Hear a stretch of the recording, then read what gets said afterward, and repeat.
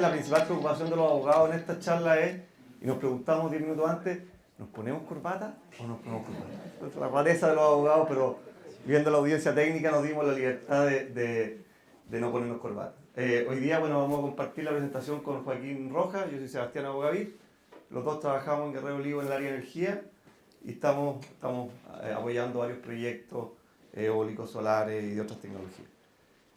¿Tenía el pasador? Acá. Buenísimo.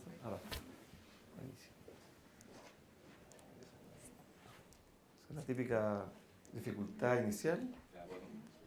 Seguir ahí pasando. A ver, vamos viendo. Ahí, parece que sí pasa, ahí sí.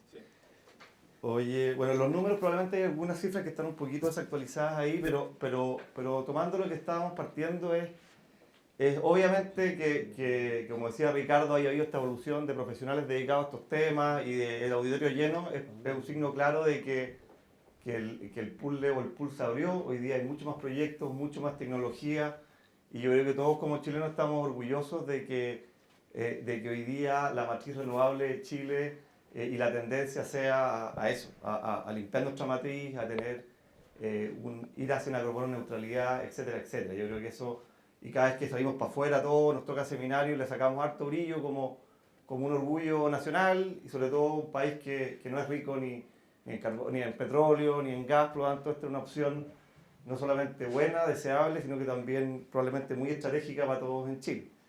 Ahora, lo que no podremos discutir es que probablemente estamos cambiando ciclo, lo vemos nosotros. Si hubiéramos hecho esta charla hace 5, 6 o 10 años, hubiéramos hablado mucho de desarrollo de proyectos, de cómo asegurar los terrenos, probablemente hoy día ustedes van a hablar de recursos, pero hoy día si ustedes siguen sobre todo la prensa, el foco de lo legal está como en lo regulatorio, y los conflictos, y qué ley falta, los costos sistémicos, los pagos laterales, cómo se van a comportar los contratos de PPA con distribuidoras privadas, hay harto ruido regulatorio. Y entre algunos fenómenos eso pasa porque obviamente si bien estamos frente a una gran noticia, que nuestra matriz energética esté migrando hacia la energía renovable de manera súper decidida, pronunciada, consolidada, no hay que también olvidar de que eso trae algunos desafíos y poniendo la patita más técnica que un abogado podría tener, desafíos en la operación. Y lo que vemos hoy día es que si consolidamos el proceso de descarbonización, obviamente van entrando energías que tienen un perfil de generación más variable y eso genera desafíos en la operación. Hay ciertos atributos que antes los dábamos por descontado que hoy día tenemos que pensar estratégicamente, ¿cierto?, cómo reemplazar o cómo hacer una transición adecuada para no olvidarse que uno de los atributos principales y principios orientadores del sistema eléctrico es la seguridad del suministro. Y el segundo es que también tenemos una realidad geográfica, a diferencia de otros países donde probablemente la red de transmisión puede ser más enmallada. En Chile sigue la misma suerte la Ruta 5 en muchos aspectos y por lo tanto hay restricciones que nos generan desafíos. Tenemos grandes recursos eólicos probablemente en el sur, tenemos recursos solares en el norte, tenemos centros de consumo súper concentrados, por ejemplo acá en la región metropolitana. Y esos desafíos en la operación nos llevaron a pensar qué temas, creo que los temas que siguen después son mucho más interesantes, pero podíamos aportar nosotros. Y lo que vemos, que muchos desarrolladores eólicos, ahora enganchando con el tema de la conferencia, están pensando, nos están preguntando oye, quiero avanzar en la hibridización de mi proyecto, quiero ponerle un banco de batería a mi proyecto, necesito tramitar una nueva solicitud de conexión a la red, una SAC, una SUC, voy a tener que evaluarme ambientalmente de nuevo, cómo lo hago, tengo que hacer una línea de base, pero lo que sí vemos como fenómeno, algunos ya más decididos, pero otros tal vez más exploratorios, están avanzando hacia poder complementar sus proyectos eólicos, también pasa con los solares, con sistemas de almacenamiento de energía, o están atentos de eventuales sistemas de almacenamiento que se hagan a nivel de transmisión, y que eso puede o no mejorar o mitigar ciertos riesgos que están viendo hoy día de curtailment en la red. Entonces, ante ese fenómeno, el objetivo es contarles un poquito en qué está la regulación de los sistemas de almacenamiento de energía y hacer después un Joaquín va a tomar la posta con el desglose de segmento por segmento, porque entendemos que este es un tipo de instalación que puede tener distintas ubicaciones en nuestro sistema eléctrico.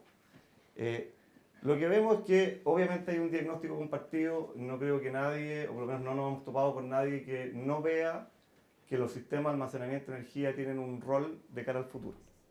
O sea, eso como diagnóstico simple, básico, es compartido. Ahora, pero cuando uno quiere bajar la pelota y decirle cómo lo hacemos, ahí obviamente hay que quebrar ciertos huevos. No es neutra las decisiones regulatorias que tomamos para hacer, por ejemplo, almacenamiento priorizado en el segmento de generación, sino que tiene una definición ahí. Pero vemos que hoy día tenemos desafíos regulatorios. En la evolución de la normativa chilena en temas de almacenamiento, yo diría primero que nunca hay que olvidar que Chile, y ahí por ejemplo el trabajo que hace Cera es espectacular en nutrir de antecedentes cuando Chile está construyendo su política energética de largo plazo, cuando tratamos de salir de la coyuntura y tratamos de mirar con una perspectiva más larga. Ahí Chile tiene una política energética nacional que fue actualizada en el 2022 y ahí cuando hablamos de almacenamiento dice como objetivo más o menos soft, blando, no con todos los elementos, pero que Chile tiene una meta de tener 6.000 megas en sistemas de almacenamiento de energía al 2050. Ahí hay un objetivo. Por lo tanto hay un reconocimiento de que este tipo de instalaciones son súper necesarias para la red. 6.000 es poco, mucho, ¿quién lo hace? Lo veremos, pero de que es algo importante, es importante.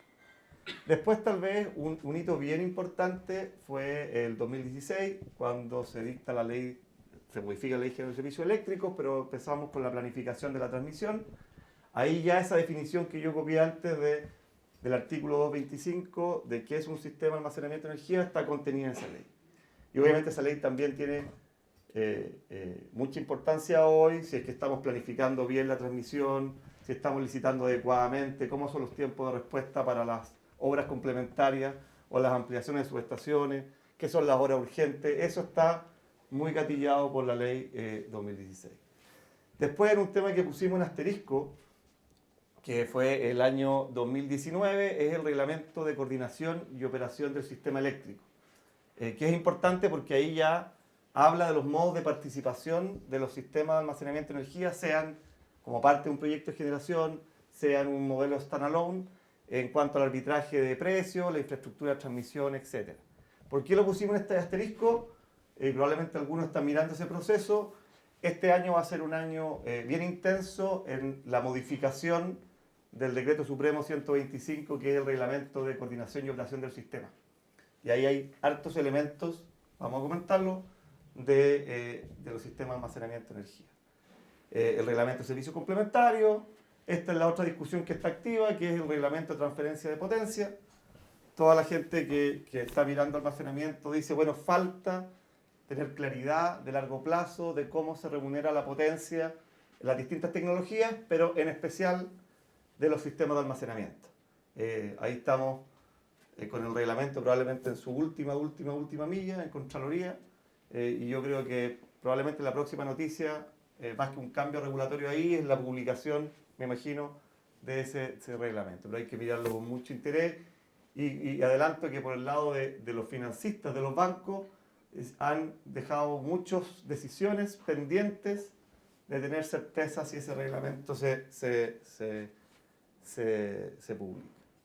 El reglamento de planificación de la transmisión, que da la posibilidad de que algunos SAE o que SAE, bajo ciertas circunstancias, no estén solamente en el mundo de la generación como un proyecto hibridizado, sino que también sean parte de la planificación de la transmisión.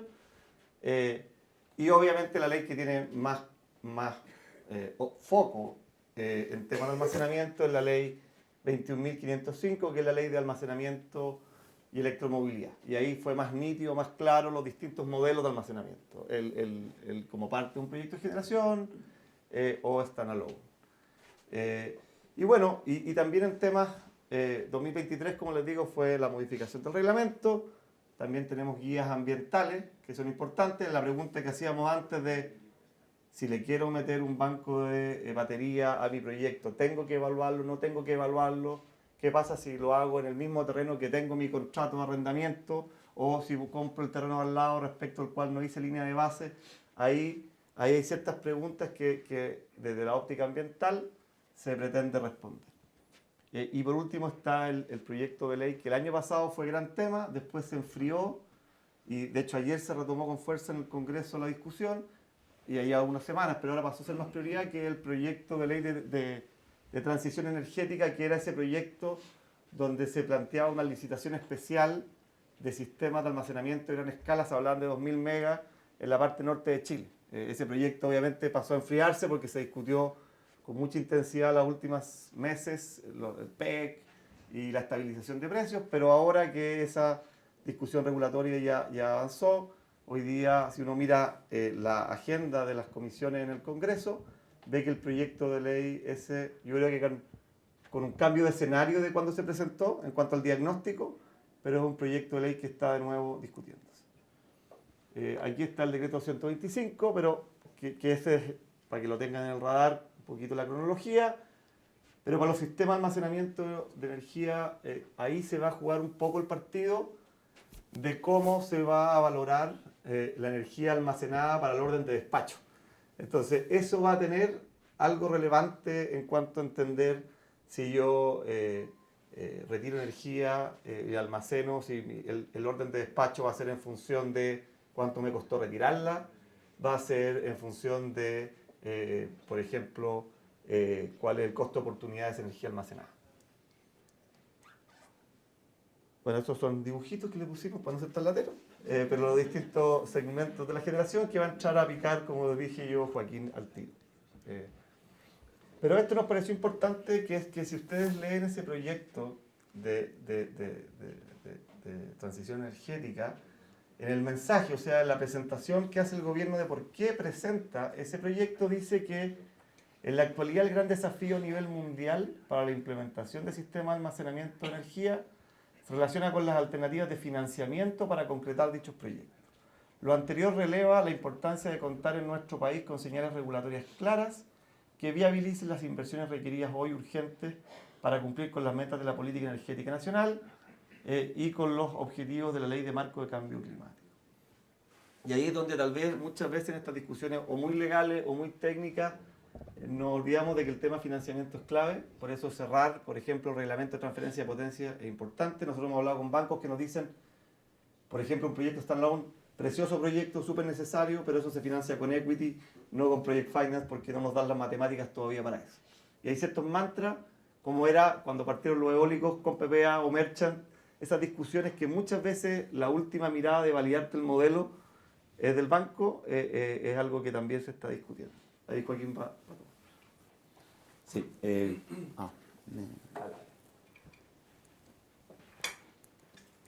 Como le adelantaba Sebastián, los sistemas de almacenamiento pueden participar básicamente en 3 segmentos: en generación, en transmisión y también en el segmento de servicios complementarios, básicamente ya sea complementando un proyecto de generación de energía, tal como un proyecto solar, como lo vemos en muchos casos, un proyecto eólico, o bien participando en standalone, lo cual lo permitió la ley que revisábamos previamente. Ahí básicamente los esquemas de remuneración, pagos por venta y el arbitraje de energía.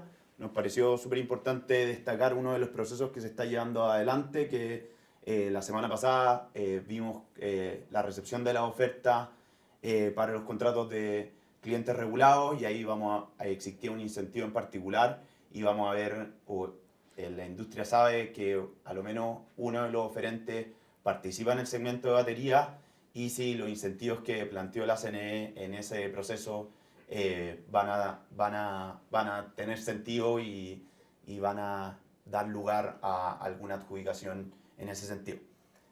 Luego la industria está súper expectante a qué es lo que ocurre a nivel de la aprobación del reglamento.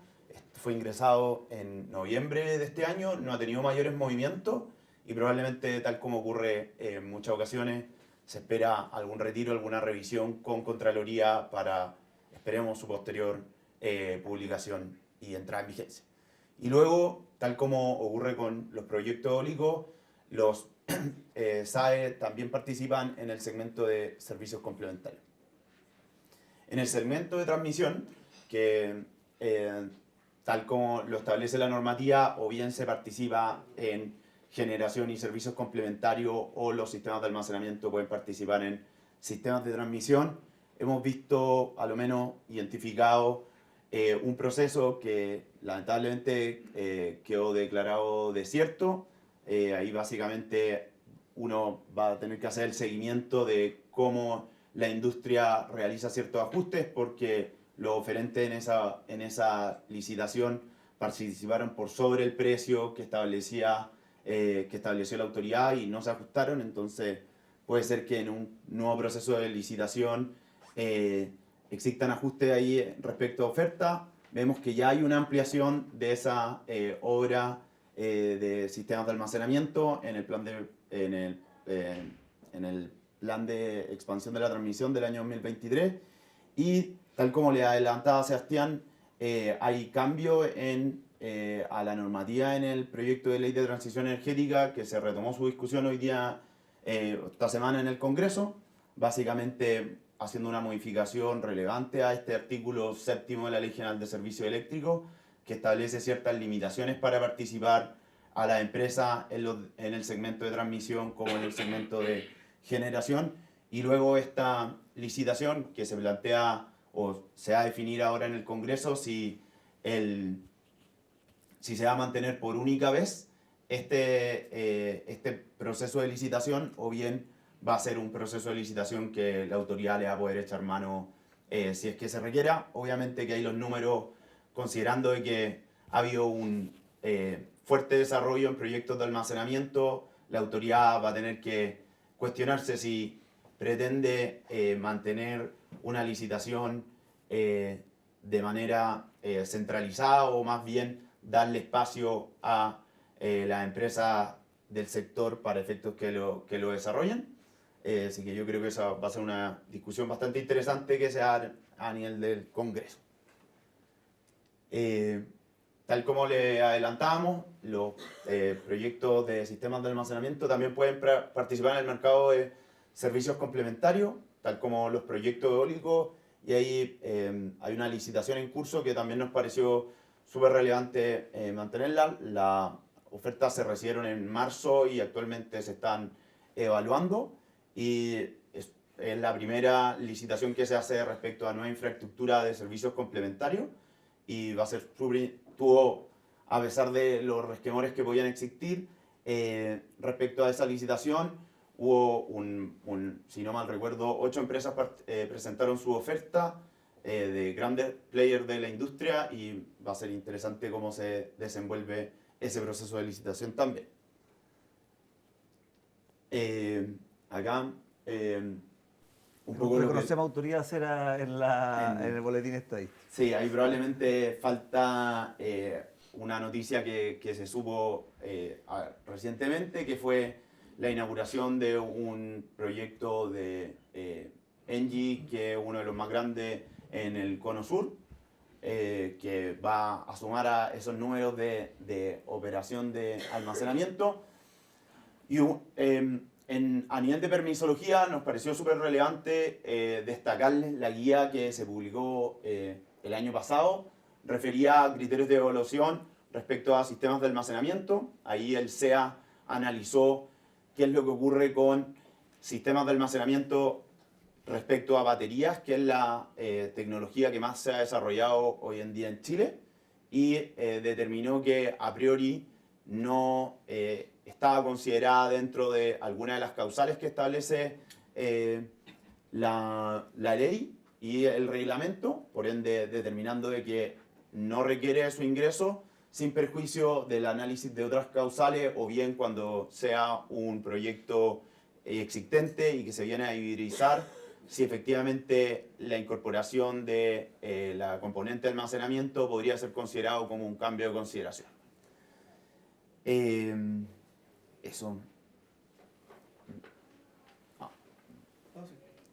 Y solamente para terminar, porque sabemos que la agenda la ley REP también siempre es un tema que hay que mirar, porque en algún minuto todas estas instalaciones tienen que hacerse cargo de la cuna a la tumba, y es un tema que tal vez cuando vemos los últimos años que todos los contratos se han firmado a 30 años. En 30 años más vamos a tener una linda discusión de hartas cosas. Y esas cláusulas de retiro, que uno las regula rápido, no, en 2 años te saco todas las cosas del terreno, bueno, hay que mirarlas en detalle. Y para terminar, nomás, y liberarlos de los abogados, obviamente que existe consenso en que los SAE son importantes. Vemos muchas preguntas como termómetro de abogados sobre hibridizar proyectos, en particular eólicos y solares.